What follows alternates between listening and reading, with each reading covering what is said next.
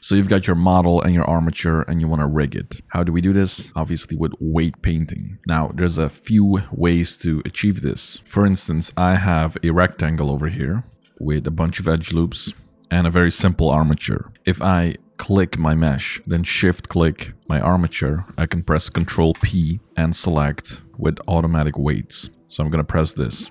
Now, if I select my mesh again and I go to the modifiers tab, it will have a armature modifier assigned to it. And also in the data tab, we will have 3 new vertex groups. These vertex groups are important because they hold the weight paint data to the bones. So basically it's saying bone 1 should move this bit of the mesh, bone 2 should move this bit, and so forth. So if I go in pose mode, so I select my armature, I come over here and I select pose, or you can press Control Tab. And now if I move this, it will move my mesh. Now notice it's not perfect because in this case we don't have enough data, right? Our mesh needs to be subdivided. We need more data, then it would be more precise. For instance, I'm gonna just quickly do this. If I apply this and I redo the process, Control P with automatic weights, now it would be a bit more precise, you see? And we can see what's happening under the hood. If I select my armature, shift click, select my mesh, and I press either Control Tab to go to weight paint, or I go in the top left and I select weight paint. Now if I press Alt Z to look through the mesh, or you can press this button over here, that's basically toggle X-ray. If I alt click on any bone, you can see the weight. So what we're basically looking at is the influence, the amount of influence, where blue means 0 influence. So just think of it as cold. It's very cold, it's blue, there's no influence here. Now where it's hot, where it's very red, we get a lot of influence, or, 1.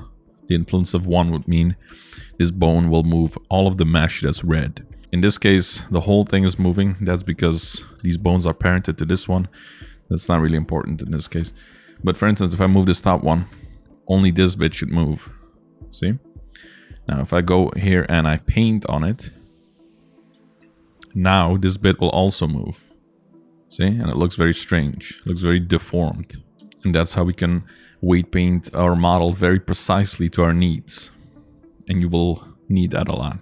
Now, the other way to assign weights instead of painting it on with a brush, if you want to be very precise, let's say you want this polygon over here, this face, you wanted to assign it to a bone with complete influence. Now what you can do, you can find your bone, and the best way to do this is select your armature, go into data, and press show names. So now we can tell bone.001 is this one over here. I'm going to select my mesh, I'm going to come over to the data tab, I'm going to select bone.001, I'm going to go into edit mode with tab, I'm going to select this one polygon, this one face over here, and I'm going to select assign. Make sure the weight is set to 1, and then when I press assign, now if I go back to weight paint mode, see, now it's completely red. And I could do the same thing to all the other bones as well, like bone.002 assign, as well as bone, the regular bone. And I go to weight paint, and now you see it's consistent, you see? And yes, you do see there's some bleeding happening on the edges. That's because we don't have enough geometry happening on our mesh. So you can fix this by subdividing it or making it more detailed. Anyway, I showed you how to auto weight paint and then adjust it, basically. But what if you wanted to take this, let's make a copy here, and you want to completely start from scratch without any data in these slots. So let's select my mesh. I'm going to select this arrow, delete all groups. I'm going to delete the modifier. So now I can select my mesh, shift click my armature, press Ctrl P, and I'm going to select with empty groups. Now if I select my mesh and go, first of all, in the modifier tab, it will have the armature modifier again. And then in the data tab, we have our vertex groups again. So what has changed? Well, if I go into weight paint mode, it's all blue, right? We don't hold any data in any of these groups. So now is our time to do it manually ourselves. So again, I select my armature, shift click my mesh, go into weight paint mode. And rather than using the brush, I like to use the gradient ramp. So I'm going to select the gradient brush. I'm going to set the weight to 1. And I'm going to click and drag. See what that does? And there you go. I can do the same for the middle one, alt click. And don't worry about the bottom one, we're gonna subtract that. And the top one. And now I'm gonna select the middle one again, set the weight to 0. And now it will subtract basically. There we go. Now if I select and move the bone, see, it's exactly moving the area that we influenced. Cool. Okay, so I have another scenario. Imagine you're doing a commission, right? This sort of stuff happens a lot with commissions. And the client says, I'm going to need some extra bones for controls. So you're going to go into your armature. You're going to go in edit mode and you're going to, duplicate some bones.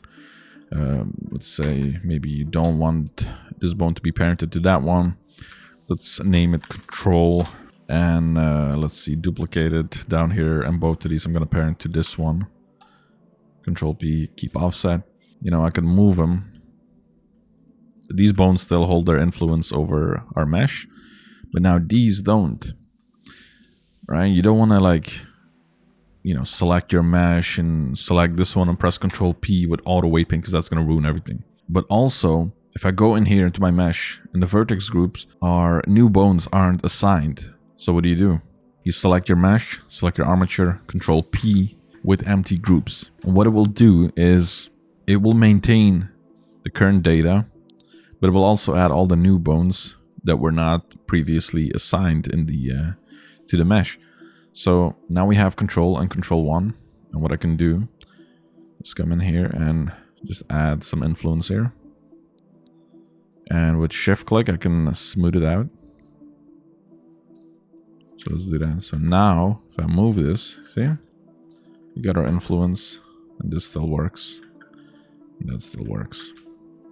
So that's how you can manipulate a model that already has a whole bunch of bones assigned to it, especially with these more complex models, let's say this one. This is a model that I made in a previous video.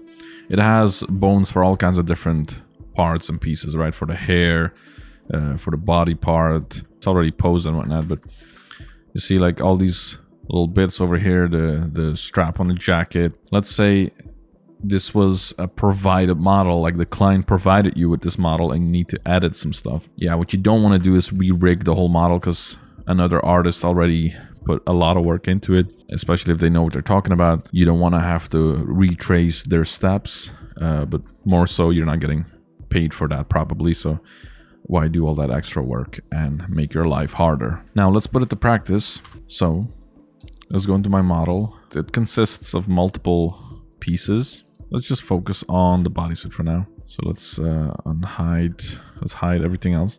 I can select the bodysuit. I can come here and delete all groups. So I'm gonna select this, select my mesh, shift click the armature, Control P with empty groups. And now I can come in here, select my armature, shift click the mesh, weight paint. So if you're looking at a lot of bones and it's not clear to you what you're looking at, you can also hide them. So that's what I like to do. So go into pose mode and just select all the bones you're not gonna need. So the bones you won't weight paint, and just delete them all. And instead of select them all, you could just, if you have a chain of bones, you can select one, then press L, it will select all of them. Then just hover over them, press L, and then just hide. Now, what I like to do is I select my gradient tool and I just make everything give it full influence.